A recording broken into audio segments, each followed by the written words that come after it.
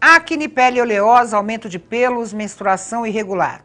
Você tem alguns ou todos esses sintomas? Eles podem ser sinal da síndrome de ovários policísticos, que atinge de 5 a 10% da população feminina no mundo. Um problema que pode ser mais comum na adolescência, mas qualquer mulher, desde a primeira menstruação até os 35 anos de idade, que é a idade produtiva, está suscetível a produzir um ovário policístico. E tem mais. Especialistas afirmam que há uma relação do aumento da obesidade com o crescimento no número de casos de mulheres com ovários policísticos. No Saúde e Vida de hoje vamos falar sobre a síndrome do ovário policístico. O que é? Causas, tratamentos, sintomas, a relação com outras doenças. Estou recebendo o Dr. Gustavo Ventura Oliveira, ele que é médico ginecologista e mastologista da Federação Brasileira de Ginecologia e Obstetrícia e da Sociedade Brasileira de Mastologia, e a doutora Paula Pires, ela que é endocrinologista. E eu começo com o doutor Gustavo. É mais comum do que a gente podia imaginar, né? Você fala de 5 a 10% da população feminina, que hoje que é mais da metade do mundo, tem. Quer dizer, é muito mais comum. Exatamente. Obrigado pelo convite. E esse é um tema que ronda a vida de todo mundo que faz consultório. Então, a paciente que chega com uma história de que tem uma irregularidade menstrual, então ela pouco menstrua, ou passa 3, 4 meses sem menstruar, uma história de aparecimento de pelos, de ganho de peso de forma exagerada. Então, todo médico se deparou com uma paciente como essa, e a gente sabe que o primeiro pensamento vai quanto à síndrome dos ovários policísticos, que em geral ela se caracteriza pelo excesso de hormônio masculino na mulher. Então a mulher ela tem uma certa quantidade de hormônio da testosterona. A doutora Paula vai falar um pouco melhor sobre isso. Mas na mulher que tem a síndrome dos ovários policísticos, esse hormônio está exagerado. E isso ocasiona a repercussão, todos esses sintomas que você acabou de citar. Mas quais são as causas desse exagero hormonal masculino na mulher? Boa pergunta. Ainda não se sabe. Não? A mulher, ela apresenta às vezes desde a primeira menstruação já essa falha da menstruação, já esse ganho de peso, já esse excesso de pelo. E quando é feito o exame físico junto com o ultrassom, já se evidencia aquilo. Não se sabe se a causa é genética, se é comportamental, se isso já é um reflexo do ovário que é doente ou se o ovário doente provoca esses sintomas. Esse policístico pode chegar a quantos cistos, vamos dizer assim? São cistos? São pequenos cistos na periferia do ovário. Então vamos dizer, um ovário normal ele mede cerca de 9 centímetros e pode ter 1 ou 2 cistos, isso é normal, a mulher ela ovula a partir desse cisto. A mulher que tem um ovário policístico, ela tem um ovário muito maior, é algo em torno de uns 20 centímetros, então é quase o dobro do tamanho. E na periferia dele, ela vai ter cerca de 10 a 20 cistos assim distribuídos. Então é bem diferente. E a mulher chega no consultório falando, doutor, é porque eu tenho um ovário policístico que o médico da ultrassonografia me falou. E a gente tem que saber diferenciar isso. Então, cistos nos ovários podem ser até comuns, diferente da síndrome dos ovários policísticos, que é muito mais hormonal do que um achado no exame de imagem. Agora vamos falar um pouco, abusada da doutora Paula, falar desse excesso de hormônio masculino. O que é isso? Então, esse ovário doente, ele acaba produzindo mais testosterona. A mulher normalmente tem um pouco de testosterona, mas nos ovários policísticos tem um excesso de testosterona. E essa testosterona, que é o hormônio masculino, também age mais nos receptores da célula. Então faz crescer pelo no rosto. E é pelo no padrão masculino, é aquele pelo grosso preto, na região de barba, bochecha, entre as mamas, costas e barriga. Então não é só pelo no braço, nas pernas, é realmente nas regiões masculinas. Quer dizer, muita gente nem sabe que tem, mas acaba procurando só mais a parte estética, né? Estou com pelo, vou fazer depilação e não vai procurar a causa disso exatamente. tudo. Associado aumenta muito acne, oleosidade da pele e até queda de cabelo. Queda de cabelo de padrão masculino também. Começa a fazer um pouco de entrada. Aqui na região do couro cabeludo. E o que chama a atenção? Quais são os sinais? Que a mulher, além da questão dos pelos, que a gente acha que pode ser uma coisa até de família, né? Quem tem família portuguesa, italiana, normalmente tem muito pelo no corpo. Mas que outros sinais são apresentados para que a mulher tem essa atenção, olha, eu acho que eu estou com excesso de hormônio masculino? Principalmente essa irregularidade na menstruação. Então, é a mulher que fica 2 meses sem menstruar e menstrua uma vez. Ela tem mais ou menos no ano uns 7, 8 ciclos, 8 menstruações. Ela não menstrua todos os meses. Certo. Então, irregularidade da menstruação associado a excesso de acne e excesso de pelo são os principais critérios para a síndrome dos ovários policísticos. E o interessante... E pode dar em qualquer idade? Qualquer idade, desde a adolescência até a menopausa. E se não cuidar na adolescência? E se não cuidar, o que pode acontecer é que a mulher não consegue engravidar. Muitas vezes pode ter muita dificuldade para engravidar. Porque assim, a menina quando menstrua, me corrija se eu estiver errado. Eu quando eu tive a minha primeira menstruação, eu tinha acho que 14, 15 anos. E eu tive uma menstruação irregular. Né? Eu fiquei menstruada a primeira vez, aí fiquei 2 sem ficar menstruada, aí eu fui morar fora do Brasil, fiquei 6 meses sem menstruação. Quer dizer, isso pode camuflar. E acabei descobrindo, quando eu voltei, que eu tinha ovário policístico. No começo, nas primeiras menstruações, até os primeiros é 2 anos, é natural. Certo. Pode acontecer sem ser a síndrome dos ovários Mas policísticos. pode camuflar também o problema, Pode. né, doutor Gustavo? Por isso que é bom levar a menina logo na primeira menstruação para o ginecologista? Exatamente. E a menina, ao se tornar até a menarca, que é a primeira menstruação, ela precisa passar por essa avaliação. Porque pode ser algo fisiológico, como que você citou, a menina não menstrua regularmente porque os ovários eles estão amadurecendo. Então não consegue fazer o ciclo a cada 28 dias ou 30 dias. Mas é preciso afastar outras doenças, como a própria síndrome dos ovários policísticos. Agora, o tratamento, por exemplo, a menina descobre na adolescência que tem ovário policístico e uma mulher descobre mais na fase adulta. É o mesmo tratamento hormonal ou tem hormônio diferente? Porque a gente tem hormônio mais pesado para menina, né, para mulher. Como é que é isso? Então, tudo vai depender da idade e do objetivo da mulher. Então, a adolescente, em geral, ela vai ao consultório do ginecologista ou do endocrinologista porque ela está menstruando irregular, ela está ganhando peso ou porque ela está com excesso de pelo. Então, em geral, o tratamento nessa fase consiste no uso de contraceptivos hormonais, que vão deixar esses hormônios, vamos dizer, mais lineares. A endocrinologista vai associar uma mudança comportamental, atividade física, dieta e tal. A mulher em idade reprodutiva, a preocupação já é outra. Ela não está tão preocupada pelo fato de não menstruar. Ela está preocupada se ela vai poder engravidar. Certo. Se esse ovário vai ser suficiente para produzir um óvulo e ela gerar um filho. E a mulher, já adiantando, a mulher mais perto da menopausa, ela já vai ter outras preocupações. Ela vai saber que ela teve ovário policístico e que esse ovário policístico está associado a um risco maior de acidente vascular cerebral, de hipertensão, de diabetes, Você está de brincando? infarto. Pode chegar a essa gravidade? Sim, tá, a síndrome está associada ao maior risco de lesão de vasos, de órgãos-alvos. De doenças Nossa, eu não sabia disso. Principalmente porque está muito associada a ganho de peso. Então, a síndrome metabólica, o paciente que tem síndrome dos ovários policísticos, ele tem mais tendência a ganhar peso e alterar o colesterol. Então, aumenta triglicérides, diminui o HDL, que é o colesterol bom, e tudo isso aumenta o risco cardiovascular. Porque pra gente, quando a gente fala em ovário policístico, parece uma doença tão comunzinha, né? Que a gente, quando entra nessa questão de chegar num estágio mais grave, não tem noção disso. Você falta informação, doutor Gustavo? Falta.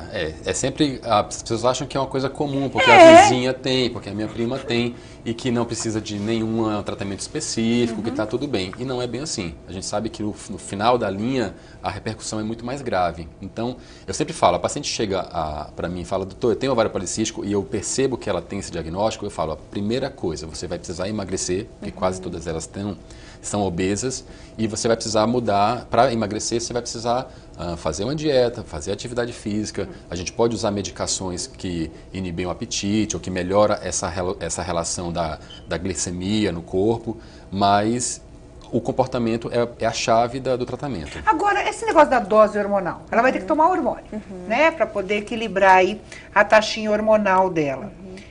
Como que é feita essa dosagem? Por que eu pergunto isso? Porque a gente sabe que tudo é uma questão de posologia, né? A diferença ou a linha entre o remédio e o veneno é tênue, é uma questão de dose. Como é que se avalia? Qual a necessidade hormonal dela? Como é que o endócrino acompanha isso também? A primeira coisa, na clínica, no exame clínico, a gente já observa os sinais de excesso de hormônio masculino. Então, acne, oleosidade... Ela vai precisar de hormônio feminino. Ela vai precisar de tratamento para regularizar essas taxas. O melhor tratamento é o tratamento mais simples, é o anticoncepcional. O anticoncepcional, ele regulariza essa produção em excesso de hormônio masculino, ele controla isso. E hoje em dia, cada vez mais, a gente está dando os anticoncepcionais de baixa dosagem, que diminui o risco de trombose, principalmente. E os efeitos colaterais eram horríveis, né? Inchaço, etc. Isso. E principalmente, temos vários tipos de anticoncepcionais no mercado. Os principais são aqueles que bloqueiam mais essa ação do hormônio masculino. Mas, por exemplo, eu tenho alergia anticoncepcional. Que tipo de tratamento, então, eu posso fazer? Existe um tratamento alternativo, doutor Gustavo, ou só anticoncepcional? Não. Como é uma síndrome metabólica, o anticoncepcional seria o meio mais rápido e fácil. Certo. Mas, a partir do momento que você emagrece, que o seu nível glicêmico normaliza, automaticamente o seu ovário vai voltar a funcionar. Então, você não vai precisar de tomar um hormônio externo. O seu próprio ovário voltando a funcionar, você vai bloquear o hormônio masculino e o seu estrogênio e progesterona, que seriam os hormônios femininos, eles normalizam a níveis, voltam a normalizar. Isso em quanto tempo? Ou varia de pessoa para pessoa? Então, em geral, eu percebo que as mulheres, após 3 meses de dieta rigorosa e atividade física, já normalizam. Às vezes, algumas que são inférteis. Doutor, eu estou tentando engravidar há 1 ano e não consigo. Eu falo, bom, então você vai começar usando essa medicação para diabetes, porque a sua glicemia está alterada, você vai fazer uma dieta, você vai fazer atividade física. Em 3 meses elas voltam gestantes. Então, mas isso é muito variável. Então, tem mulheres que podem fazer isso 1 ano para regularizar, tem mulheres que vão em 3 meses. Não há uma regra definida. Esse tempo aí, doutora, como é que é? Tem gente que acha que precisa emagrecer 20 quilos. Não. O que os estudos mostram? Que Ele me chamou de gorda sem querer. Né? Claro, quem tem ovário, eu tenho um pouquinho gorda. Eu não preciso emagrecer 20 quilos, já me deu uma boa notícia. A boa notícia é que os estudos mostram que se você perder 5% do seu peso, ou seja, se você pesa 90 quilos, 5 quilos que você perde, você já regulariza a sua menstruação, já volta a ovular e já tem mais chance de engravidar. Então é pouco. E muito importante também associar o exercício físico. Por quê? Na síndrome dos ovários policísticos, além do excesso de hormônio masculino, há o excesso de insulina, que é aquele hormônio que controla as taxas de glicose, de açúcar no sangue. E o exercício acaba por também controlar esse excesso de insulina. Agora, por exemplo, eu tenho. Minha filha vai ter? Muito provavelmente. É mesmo? 70% tem componente genético. E qual que é o estágio mais grave do ovário policístico? A gente falou da questão das doenças cardiovasculares, mas assim, pelo jeito, é até uma coisa silenciosa, porque tem mulher que não controla a menstruação. Principalmente as solteiras, né? Se não tem um companheiro, se ficou menstruada agora, se atrasou 20 dias, ficou 3 meses, dá até graças a Deus, que é uma coisa chata ficar menstruada, né? Mas esse silêncio, em que situações ele agrava a doença, doutor Gustavo?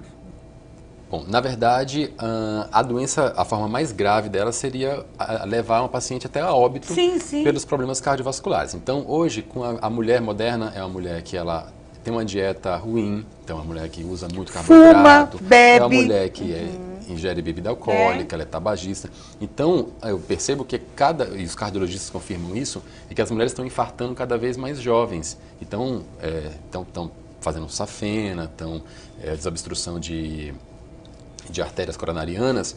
Então, o pior disso, então você nunca menstruou regularmente, você ganha peso, você fuma, você bebe, você não controla seus níveis glicêmicos de colesterol, você provavelmente vai ter um infarto a cerca de 30, né, aos 30, aos 40 anos. Não precisa nem ter ovário policístico com esse quadro, né? Então, o ovário policístico é um fator a mais, mas a vida moderna está levando a isso. Então, é algo que a mulher precisa valorizar e precisa controlar. Olha, a gente vai para o intervalo rapidinho. No próximo bloco, eu queria dar mais destaque à questão da obesidade.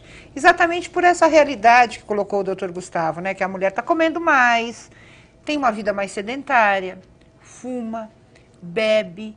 Até que ponto não cuidar, né, do peso ideal agrava esse tipo de situação? Não somente a questão do ovário policístico, mas outras doenças também. A gente volta já já.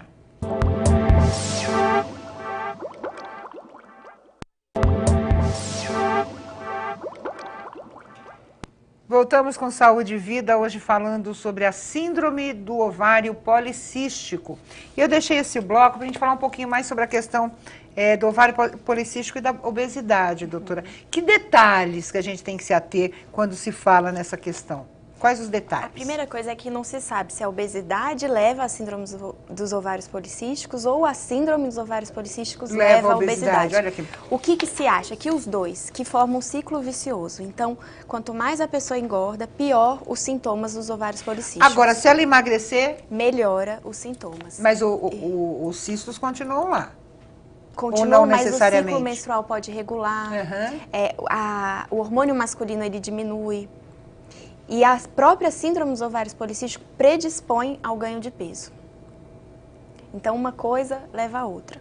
Então, o que tem que fazer? Tem que fazer dieta, tem que fazer exercício físico.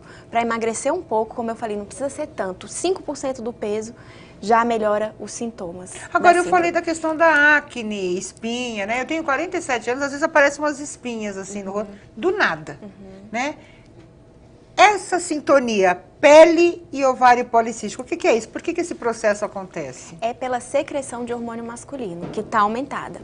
Então, é por mais testosterona no sangue, que acaba levando a uma oleosidade da pele, aparecimento de acne e de pelos. Olha que interessante. Porque o ovário doente produz mais testosterona do que o normal. Agora, doutor Gustavo, a gente falou muito da questão da oscilação, da irregularidade da menstruação. E a mulher que tem menopausa? Ela pode ter ovário policístico? É diferente?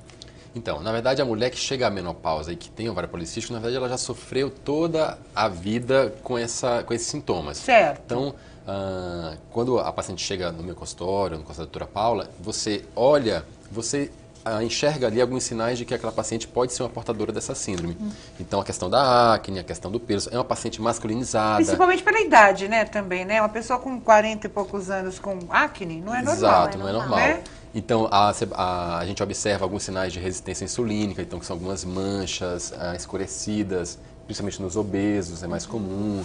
Então, é aquela paciente que você vai suspeitar. Então, essa paciente que chega à menopausa, ela já passou toda a vida com essa história de briga com a balança, com a história de uso de medicação para diabetes, com a história de idas regulares ao dermatologista sem melhora do aspecto da pele. E aí é onde mora o perigo, porque essa paciente ela precisa ser acompanhada por um cardiologista. Ela é uma alta candidata a um infarto, a um AVC, e aí é a hora de que o ginecologista ou o dermatologista precisa reconhecer e encaminhar a alguém que possa dar seguimento nesse risco maior. Agora, normalmente a pessoa que tem um ovário doente, ela pode ter outros problemas, assim, mioma, dores, ou não necessariamente? Bom, pelo próprio volume do ovário, ela é uma paciente que ela está mais sujeita a ter desconforto na região pélvica, então é uma paciente que ela tem a história de dor crônica, ela pode ter dor à relação sexual, o mioma em si o mioma é um nódulo que fica presente no útero. Sim, e que mas ela não tem uma predisposição a ter outros problemas no aparelho genital feminino, não? Não? O que ela pode ter, na verdade, ela pode ter ainda a repercussão da própria síndrome, que ela pode ter excesso de pelo na região pélvica, ela pode ter um aumento do clitóris, também provocado pelo excesso de hormônio, mas nada muito grave além disso. Agora a questão da diabetes, vamos entrar nisso aí.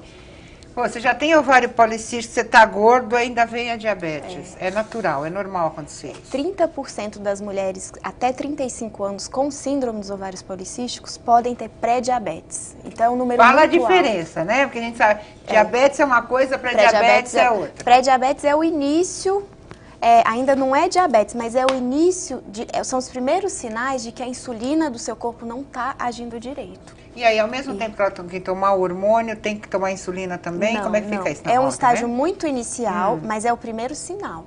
Então, a gente já sabe que em 5 anos, o risco dessa paciente, se não emagrecer, se não fizer exercício, de vir a ser diabética, é grande. E às vezes, no exame de sangue, na glicemia de jejum, a gente não vê alteração. Então, o que está indicado?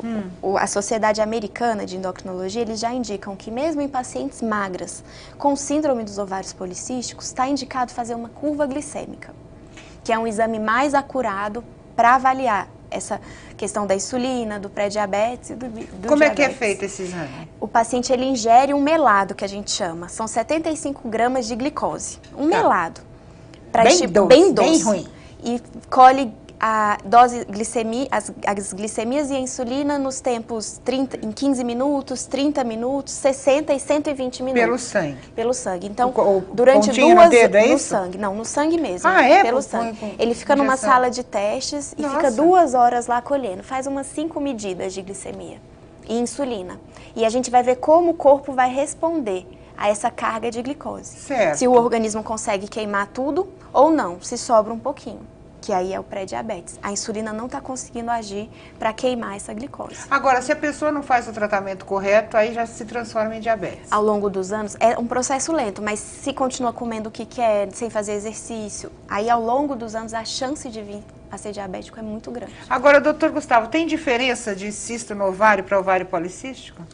Só, antes de responder essa pergunta, diga. deixa eu só complementar. Diga. Que eu tenho umas pacientes que falam que elas comem muito, e aí na véspera de fazer a glicemia de jejum, elas fecham a boca, e aí faz a Agora você não dá glicemia, nada. e aí dá esse nível curvinha. limítrofe. Né? Então, hoje, a gente sempre pede, com a glicemia de jejum, ou a curva, ou então um outro exame que chama hemoglobina glicosilada, que serve para mostrar como é que se comportou essa glicemia nos últimos 30 dias. Então, às vezes, a paciente chega lá com uma glicemia, às vezes, normal, 85, 90, e esse outro exame, que é a hemoglobina glicosilada, mostra nível a verdade, 6, 8. Então, mostra que ela estava o tempo todo com a glicemia estourada. Quer dizer, não adianta esconder. Não adianta esconder. A medicina evoluiu... A curva glicêmica ninguém engana. É isso. E a questão do cisto no ovário é algo muito frequente. Então, a paciente ela realmente acha que tem ovários policísticos porque fez um exame e que a imagem a ultrassom mostrou alguns cistos nos ovários. E é algo totalmente diferente. O ovário ele é uma glândula e todos os meses ele libera um óvulo a partir então forma um cisto que libera o óvulo. Sim. Então você pode fazer a ultrassonografia que vai apresentar um cisto ou 2 em cada ovário, isso é absolutamente normal. Nos preocupa quando esse cisto ele é maior do que 5 centímetros, então é um cisto muito grande, ou quando ele tem alguma massa no seu interior, ou quando ele tem vasos, veias novas formando ali ao redor, quando ele é bilateral, então dos dois lados tem esses cistos grandes, aí sim é algo que nos preocupa, porque pode ser até um câncer de ovário. Mas é preciso que a gente entenda que a síndrome não é diagnosticada com um exame de imagem, é todo um conjunto. Sim. Então é preciso que faça a dosagem de glicemia, de insulina, que essa paciente seja examinada, o corpo ele manifesta esses sintomas, então não é algo totalmente diferente. Eu acho que para ficar mais claro, como que a gente faz o diagnóstico? Então, chega o paciente no consultório, como que a gente fala? Tem a síndrome dos ovários policísticos. É difícil esse diagnóstico? Não é difícil, mas a gente segue 3 critérios. E o paciente precisa ter 2 desses 3.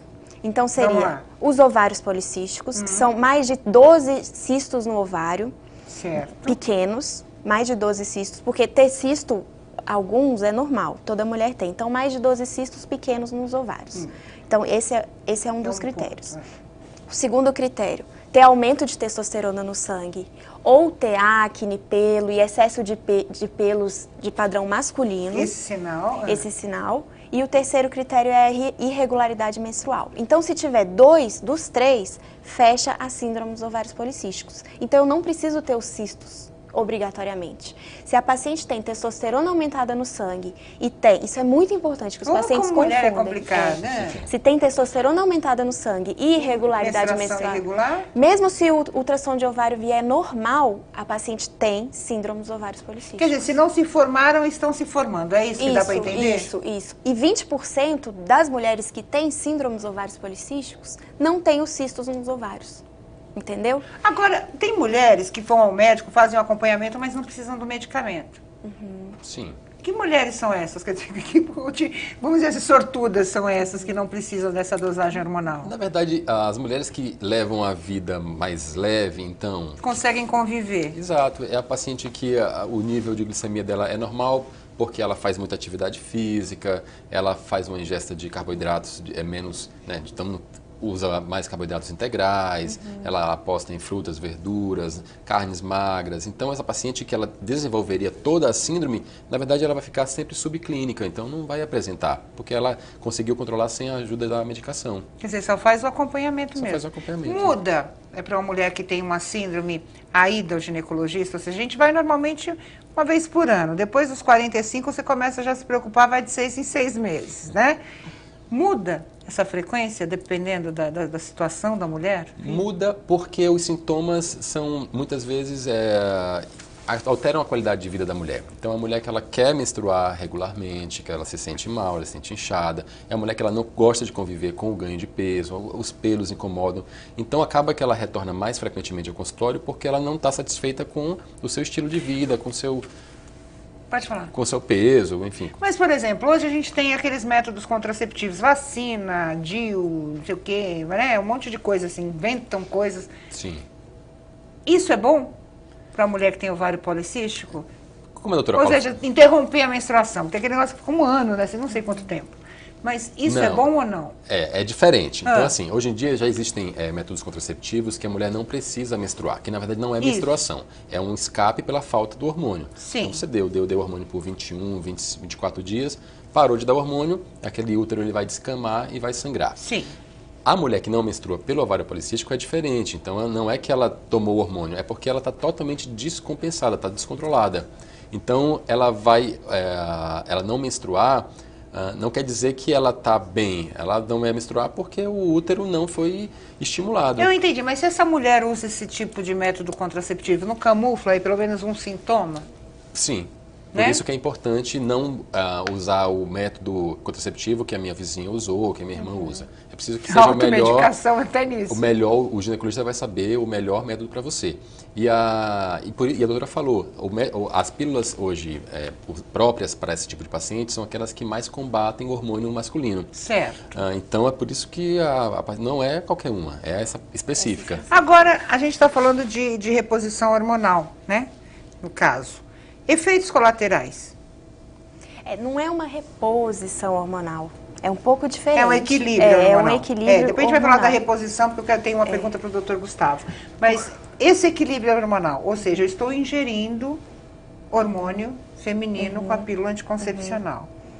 Eu posso, nesse tratamento, quer dizer, estar tratando a síndrome de ovário policístico e, consequentemente, está agravando outro problema? O principal efeito colateral é realmente trombose.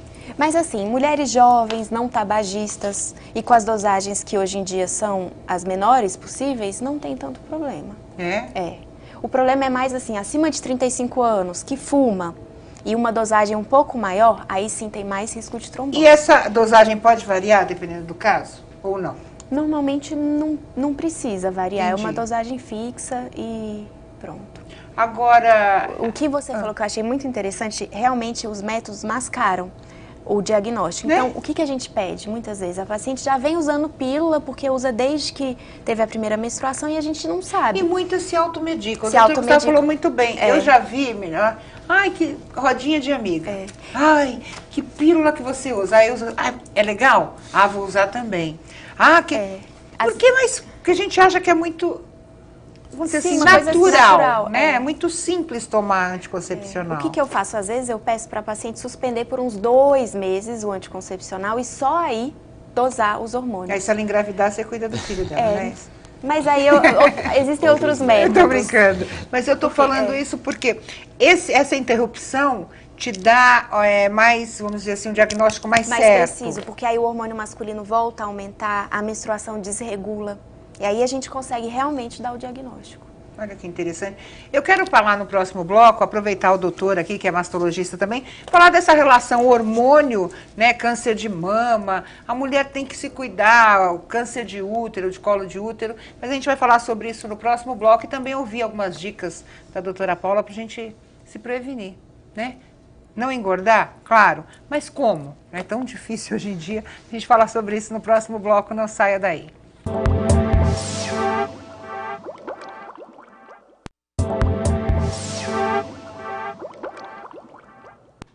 Voltamos com Saúde e Vida, hoje falando da síndrome do ovário policístico. E a gente falava aqui no intervalo, antes de eu passar a bola para o doutor Gustavo, sobre a questão de diagnóstico por exclusão. E eu não sabia que era a doença endócrina mais comum, é o ovário policístico. Que coisa esquisita. É a doença endocrinológica mais comum. Então é muito comum, é muito prevalente e é um diagnóstico de exclusão. O que é isso? A gente precisa excluir outras doenças que dão sintomas semelhantes. Por exemplo? Alteração de tireoide. Então tem que fazer um TSH e o T4 livre, que são os hormônios da tireoide. Tudo isso é sangue, viu, gente? Tudo não é sangue. nada para mexer na tireoide, porque todo mundo fala assim, acho que já vai pôr.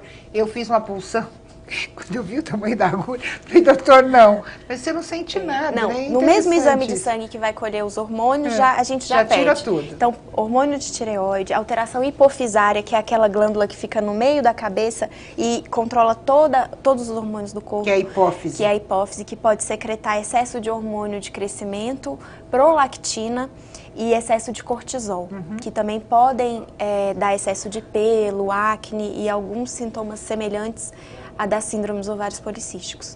Outra condição que a gente sempre tem que excluir são tumores abdominais que secretam hormônio masculino. Às vezes algum tumor adrenal, o próprio tumor ovariano.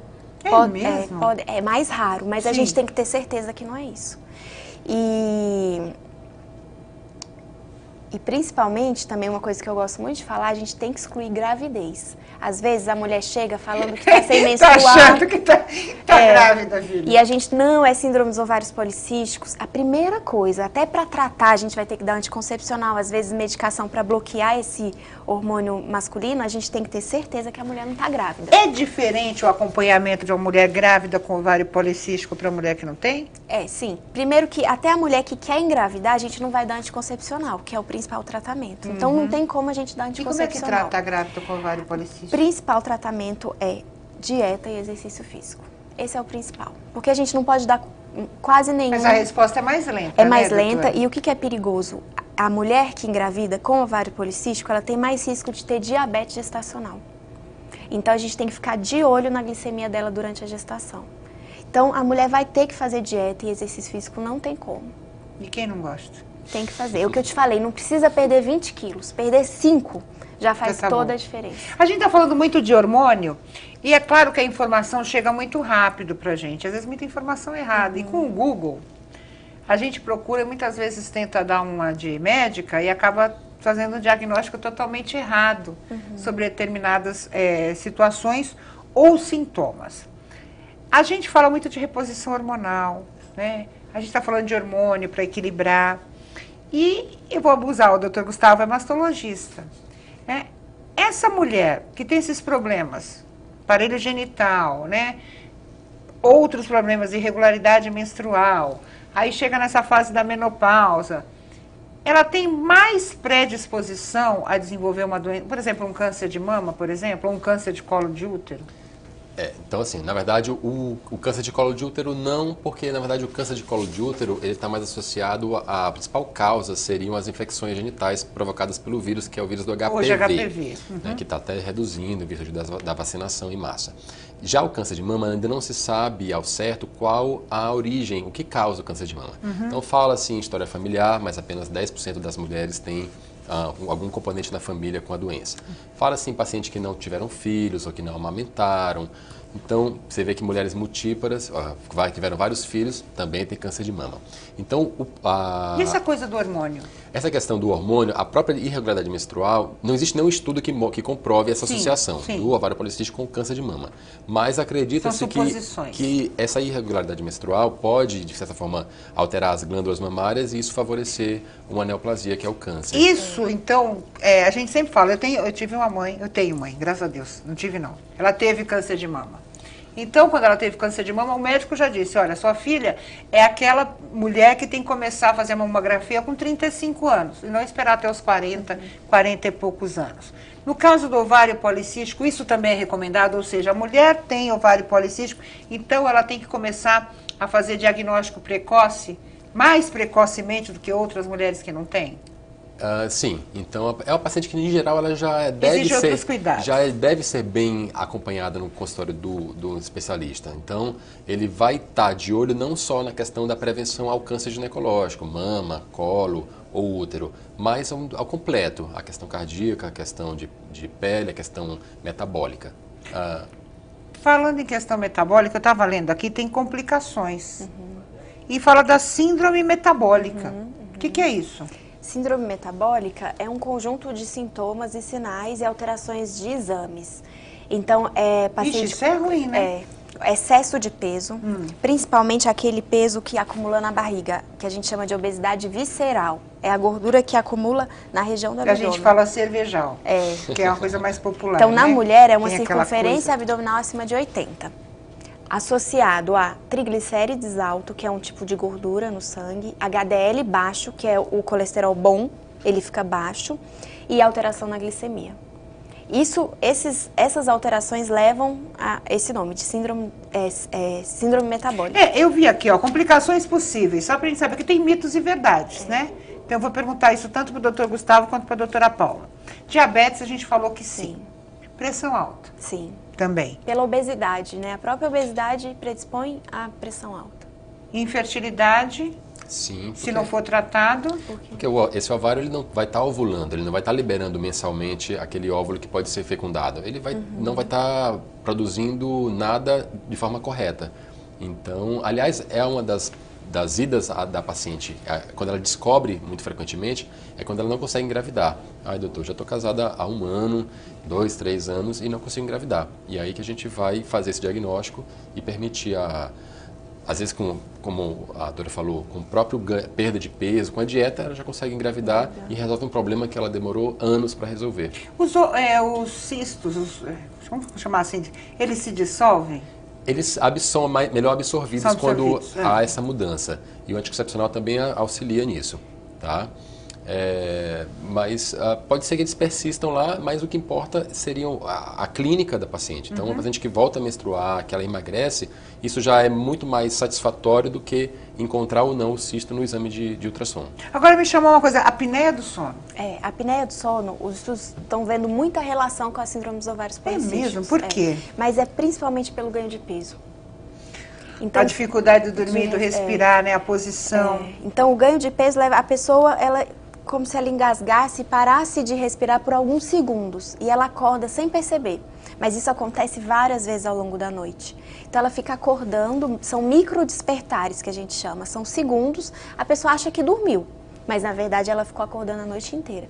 E aí no outro dia ela está cansada, falta de energia.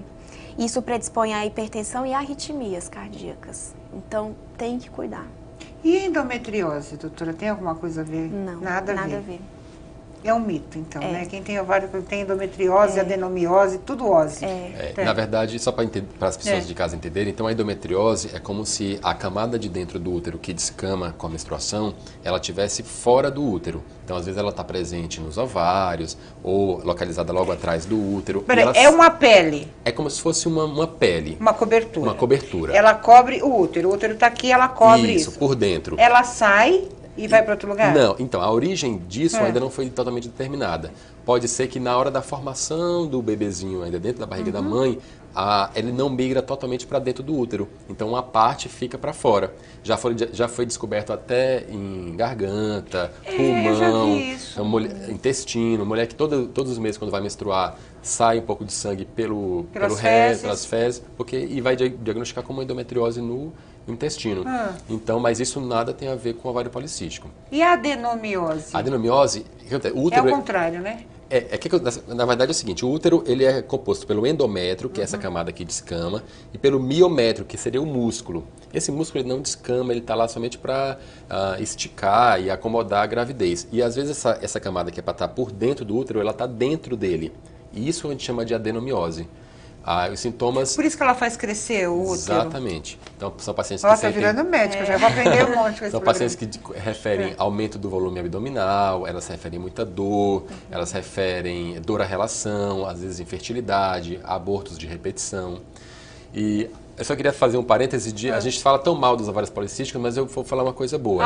O que ele traz de bom? Vamos lá, oba! Como a mulher tem o hormônio masculino é o que dá o tônus muscular, é o que dá mais vontade de libido, de vontade de transar. Então, se você perguntar para os maridos dessas pacientes que têm ovário policístico, a vida sexual eles fica muito normalmente melhor. dizem que as mulheres são excelentes parceiras na cama, porque elas têm excesso de hormônio e esse hormônio faz com que ela tenha mais vontade de transar e dê mais prazer ao parceiro.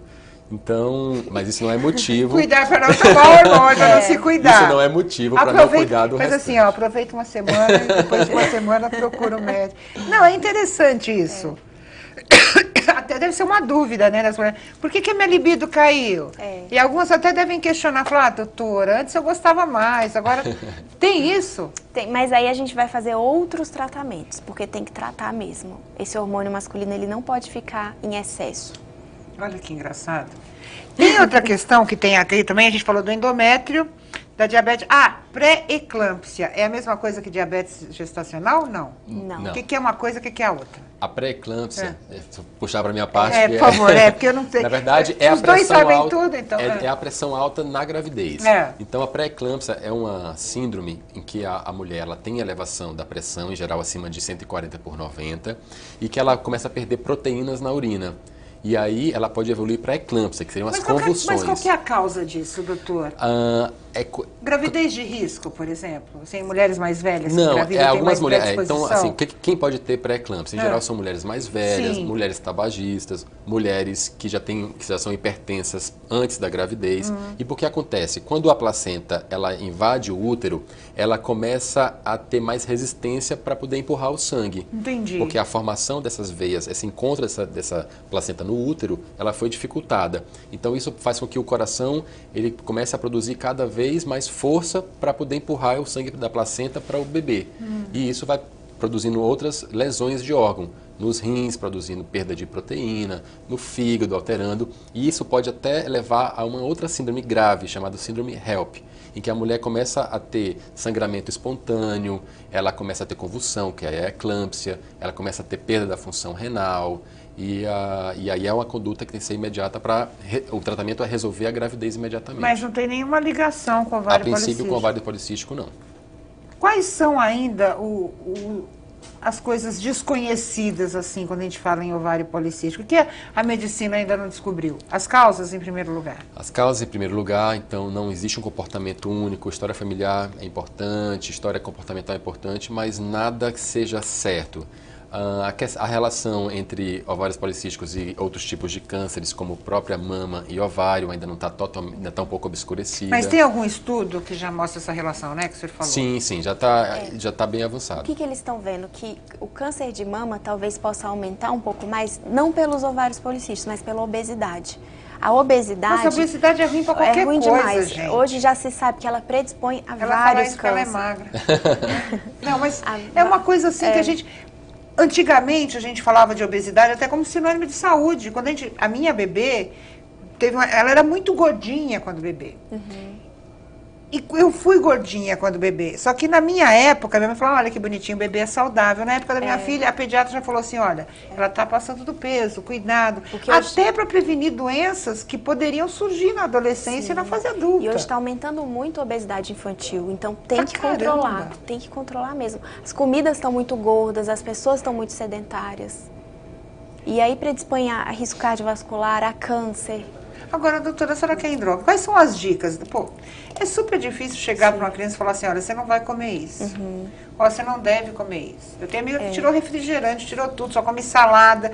É possível fazer uma dieta, claro, saudável, e ao mesmo tempo a gente colocar nesses intervalos as famosas guloseimas. Difícil. Criança é realmente o paciente mais difícil, porque a criança vai querer um biscoito, vai querer um chocolate. Até para evitar doenças na fase adulta. O que eu oriento para a criança é exercício. Então vai jogar bola, vai pular, corda, dança.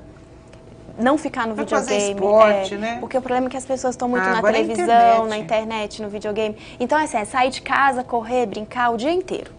Criança é basicamente isso. A dieta para criança ainda é muito difícil. E a questão de ir ao ginecologista? A gente viu aí uma polêmica, né, da idade certa para ir ginecologista. Ah, primeira menstruação, ou quando transa pela primeira vez. Aí tem aqueles mais, né, bitolados que falam assim, ah, não, se eu levar minha filha ao ginecologista quando ela menstruou pela primeira vez, eu estou incentivando a minha filha a começar a atividade sexual.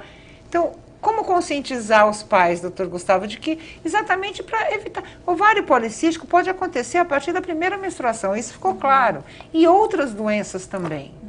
Exatamente. Então, a partir do momento que a criança, né, do sexo feminino, ela não quer mais ir ao pediatra porque ela está virando mocinha, então se você não levar o ginecologista nessa fase de transição, 12, 13 anos, às vezes ela vai passar um hiato até os 18, 20 anos sem passar em nenhum médico. Então o ginecologista muitas vezes é o primeiro médico dessa paciente, dessa mulher nessa nova etapa. Então ele não vai se ater somente à parte ginecológica, ele vai investigar a parte endocrinológica, ele vai investigar a parte de pele e a partir dali é que ele vai formar um diagnóstico e poder auxiliar ou encaminhar para alguém responsável. Então, às vezes as mães chegam ao consultório, doutor, mas eu não quero que ela use hormônio, porque eu tenho medo dela não conseguir engravidar no futuro. Hoje a gente sabe que não existe isso, que o uso de pílulas, quando as meninas têm necessidade ou quando já iniciam a vida sexual muito cedo, elas não impedem a função ovariana, então ela vai poder engravidar quando ela quiser, como ela quiser. Então não cabe na vida moderna mais esse medo.